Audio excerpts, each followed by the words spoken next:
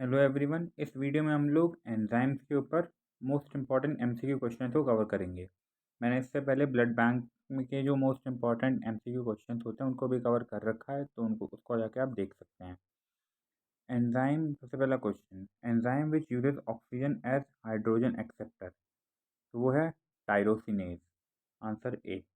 फिर आता है एंजाइम जो कि H2SO2 को सबस्ट्रेट के तौर पर इस्तेमाल करता है, वो है कैटालेज। परऑक्सीडेज का एक कोएंजाइम कौन सा होता है, तो वो इन तीनों में से कोई भी नहीं है। Maximum activity of most enzymes is eight optimum pH, कौन सी पीएच पे एंजाइम्स की मैक्सिमम एक्टिविटी देखने को मिलती है, तो वो होती है 5 से 9, यानी कि 5 से 9 जब पीएच होगा तो वहाँ पे एंजाइम सबसे बेस्ट एक्टिविटी दिखा रहे होंगे। फिर in the blanks question, enzymes which are used in cell which make them are said to be intracellular, जो एंजाइम्स सेल के अंदर होते हैं यानी कि जो सेल के अंदर बनते हैं उन्हें हम लोग इंट्रासेलुलर एंजाइम्स कहते हैं। जो enzyme an extra cellular enzyme which is secreted ready for action is called जाइमेज, यानी कि जो एंजाइम सेल के बेसिकली बाहर बनते हैं उन्हें एक्स्ट्रा सेलुलर कहते हैं, और एक एक्स्ट्रा सेलुलर एंजाइम जो कि सिक्रीट किया जाता है एक्शन के लिए उसे हम लोग जाइमेज कहते हैं। ट्रिप्सिनोजिन एक्टिवेट कैसे किया जाता है, तो एंटेरोकाइनेज एंजाइम की मदद से एक्टिव कर सकते हैं, मतलब हम ट्रिप्सिनोजिन को ट्रिप्सिन में कन्वर्ट करने के लिए एंटेरोकाइनेज का इस्तेमाल कर सकते हैं। Prothrombin is activated by thromboplastin to give active thrombin, यानी कि प्रोथ्रोम्बिन से थ्रोम्बिन बनाने के लिए हम लोग थ्रोम्बोप्लास्टिन का यूज़ करते हैं। एक dipeptide can be attacked by 3 enzymes, यानी कि एक डाईपेप्टाइड कोई भी मतलब एक हमारी बॉडी में सब्सटेंस होगा जिसके साथ जाके 3 एंजाइम्स एक साथ जुड़ सकते हैं। Enzymes catalysing hydrolysis of ester peptide by addition of water are called hydrolases, वो एंजाइम जो कि ईस्टर बॉन्ड का हाइड्रोलिसिस यानी ब्रेक डाउन कर दें उसे हम उन एंजाइम्स को हम लोग हाइड्रोलेसिस कहते हैं।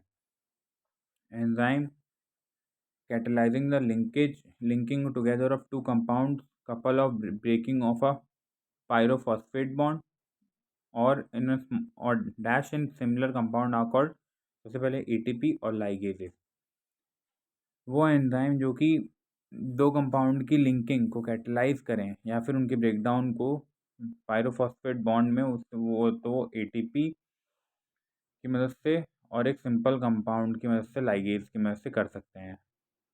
फिर एंजाइम्स जो कैटलाइज करते हैं रिमूवल ऑफ ग्रुप सबस्ट्रेट्स का बिना किसी एडिशन मतलब वाटर के ऐड किए तो हम उसे लाइजेज कहते हैं। बहुत सारे एंजाइम्स कॉन्जुगेटेड प्रोटीन्स होते हैं। कॉन्जुगेटेड प्रोटीन का मतलब होता है कि कुछ एंजाइम सिर्फ कुछ ही पर्टिकुलर सबस्ट्रेट के साथ में रिएक्ट करेंगे, तो मतलब कि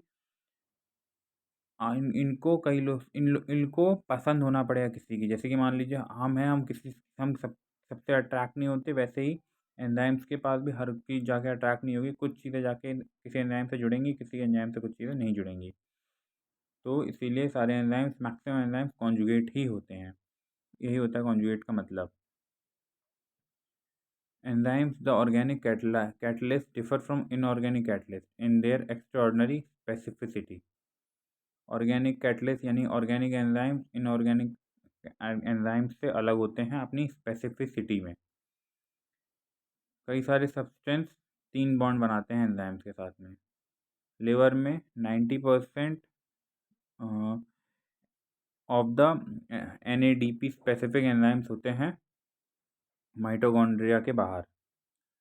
trypsin of pancreatic juice is a mixture of trypsin, chymotrypsin A and chymotrypsin B. Insoluble substrate must be made soluble by the help of hydrotropic substances whenever required for good mixing with enzymes। वो substance जो कि insoluble हैं हमें उन्हें soluble बनाना चाहिए हाइड्रोट्रोपिक substance की मदद से, ताकि वो एंजाइम से अच्छे से मिक्स हो सके।